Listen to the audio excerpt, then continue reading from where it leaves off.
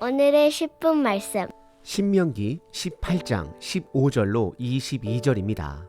신명기서는 모세가 죽기 전 약속의 땅에 들어갈 광야 2세대들에게 하나님이 주신 말씀의 책입니다. 크게 세 가지로 구분할 수 있습니다. 첫 번째는 모세가 설교를, 말씀을 시작하며 말씀을 받는 태도를 강조합니다. 그래서 신명기 6장에 쉐마의 말씀, 이스라엘아 들으라가 등장합니다. 그리고 두 번째 부분은 십계명을 중심으로 다시 한번 율법을 정리합니다. 그리고 마지막 세 번째는 설교를 마무리하며 경고와 최후의 선택을 촉구합니다. 여호와 하나님만을 끝까지 붙들어야 함을 강조합니다. 오늘 본문은 모세의 두 번째 설교 부분으로 십계명을 중심으로 한 율법을 정리합니다. 하나님께서 이스라엘에게 주신 대표적인 직책은 재판관인 왕이 있고 제사를 인도하는 제사장이 있습니다. 그리고 오늘 본문은 하나님의 말씀을 전달하는 선지자에 대한 규정을 말씀하십니다. 우선 한국 교회 안에서는 선지자라는 직책을 찾아볼 수가 없습니다. 하지만 종종 다른 문화권에서 보면 여전히 선지자라는 직책을 가지고 하나님의 일을 하는 분들이 계십니다. 그래서 먼저 선지자의 정의부터 확인을 해야 합니다. 두 가지로 간단하게 정리해 보면 첫 번째, 하나님의 부르심을 받은 자가 됩니다. 그리고 두 번째는 하나님의 말씀을 전달하는 자가 됩니다. 오늘 본문은 모세가 죽음을 앞두고 하나님께서 모세와 같은 선지자를 세울 것을 말씀하십니다.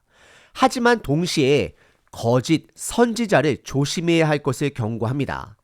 결론부터 말씀을 드리자면 모세 이후에 여러 선지자들을 하나님께서 보내주셨지만 결국 온전한 제사장은 예수님 한 분 되십니다. 예수님은 하나님 아버지의 말씀을 전달하신 것뿐만 아니라 삶으로 온전히 보여주신 분 되십니다. 그리고 예수님은 선지자가 아닌 제자들을 세우십니다. 예수님의 복음을 경험한 증인들을 세우십니다. 오늘 본문을 통해 나는 예수님의 말씀에 따라 살아가는 제자인지 스스로 점검해 보시길 바랍니다. 오늘 본문은 크게 두 부분으로 구분할 수 있습니다. 첫 번째는 모세와 같은 선지자입니다. 두 번째는 거짓 선지자입니다. 첫 번째 부분은 모세와 같은 선지자에 대해 말하고 있습니다. 15절부터 19절입니다. 내 하나님 여호와께서 너희 가운데 내 형제 중에서 너를 위하여 나와 같은 선지자 하나를 일으키리니 너희는 그의 말을 들을지니라. 16절. 이것이 곧 내가 총회의 날 호렙산에서 내 하나님 여호와께 구한 것이라. 곧 내가 말하기를 내가 다시는 내 하나님 여호와의 음성을 듣지 않게 하시고 다시는 이 큰 불을 보지 않게 하소서. 두렵건대 내가 죽을까 하나이다 하매. 17절. 여호와께서 내게 이르시되 그들의 말이 옳도다. 18절. 내가 그들의 형제 중에서 너와 같은 선지자 하나를 그들을 위하여 일으키고 내 말을 그 입에 두리니 내가 그에게 명령하는 것을 그가 무리에게 다 말하리라. 19절. 누구든지 내 이름으로 전하는 내 말을 듣지 아니하는 자는 내게 벌을 받을 것이요 라고 기록을 합니다. 우선 본문의 배경은 모세가 본인의 죽음을 직감하고 있습니다. 왜냐하면 광야 2세대들이 곧 약속의 땅에 들어갈 것이기 때문입니다. 하지만 모세는 본인이 약속의 땅에 들어갈 수 없음을 너무나도 잘 알고 있습니다. 그래서 15절에 중요한 사실 두 가지를 하나님께서 알려주십니다. 첫 번째, 하나님께서 모세와 같은 예언자를 보내주실 것이다 라고 말씀을 하시는데 그는 이방인이 아니라 이스라엘 백성들 중에서 나올 것이라고 말씀하십니다. 그리고 두 번째 중요한 사실은 그의 말을 들어야 함을 강조하십니다. 모세가 죽고 나서 하나님은 수많은 선지자들을 실질적으로 보내주십니다. 하지만 이스라엘 백성은 듣지 않습니다. 심지어 예수님의 오심을 준비하는 침례 요한의 말 또한 듣지 않습니다. 그리고 이어서 16절에 보시면 선지자가 세워지는 배경을 모세가 다시 한번 광야 2세대들에게 알려줍니다. 배경은 호렙산입니다.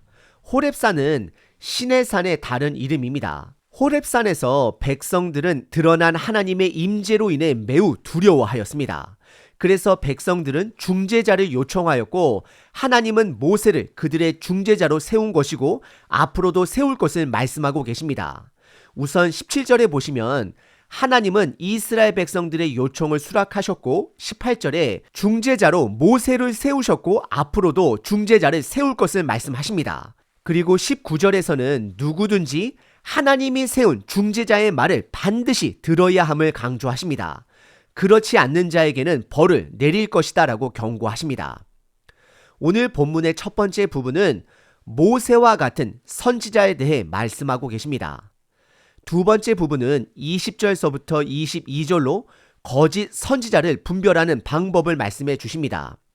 만일 어떤 선지자가 내가 전하라고 명령하지 아니한 말을 제 마음대로 내 이름으로 전하든지 다른 신들의 이름으로 말하면 그 선지자는 죽임을 당하리라 하셨느니라. 21절 내가 마음속으로 이르기를 그 말이 여호와께서 이르신 말씀인지 우리가 어떻게 알리오 하리라. 22절 만일 선지자가 있어 여호와의 이름으로 말한 일에 증험도 없고 성취함도 없으면 이는 여호와께서 말씀하신 것이 아니요 그 선지자가 제 마음대로 한 말이니 너는 그를 두려워하지 말지니라 라고 말씀합니다.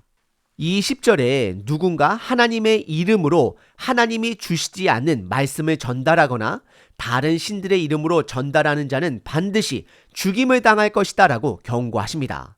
그리고 21절에 우리들이 가질 수 있는 질문을 하나님은 드러내십니다. 그것은 누군가 하나님의 이름으로 무언가를 말하면 우리들이 그것이 하나님의 말씀인지 아닌지를 어떻게 아느냐라는 것입니다.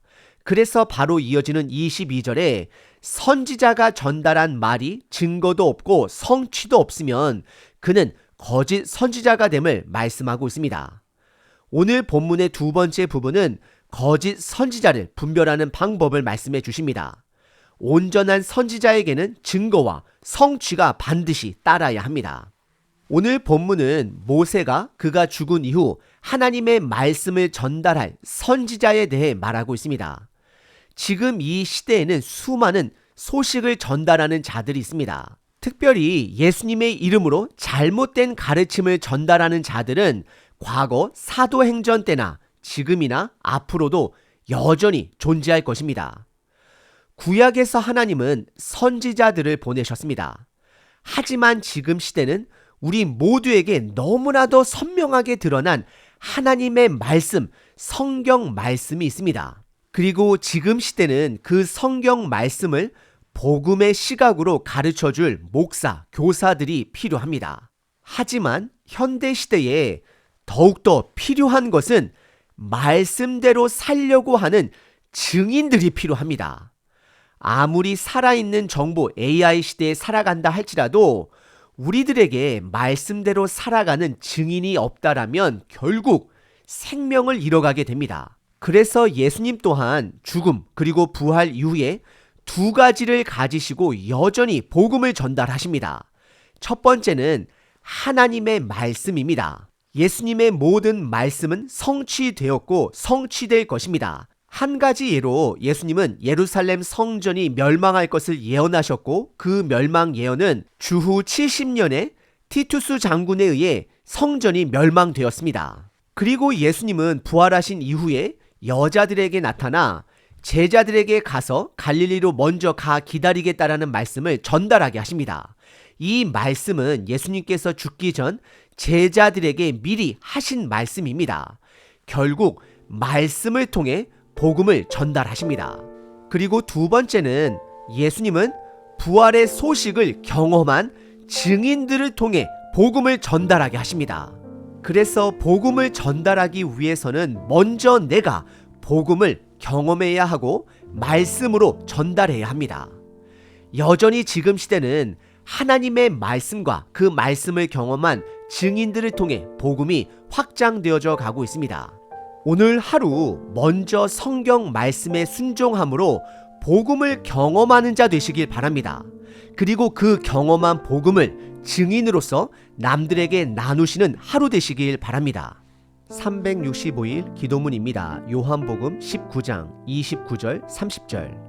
사람들이 신포도주를 적신 해면을 우슬초에 메어 예수의 입에 대니 예수께서 신포도주를 받으신 후에 이르시되 다 이루었다 하시고 머리를 숙이니 영혼이 떠나가시니라.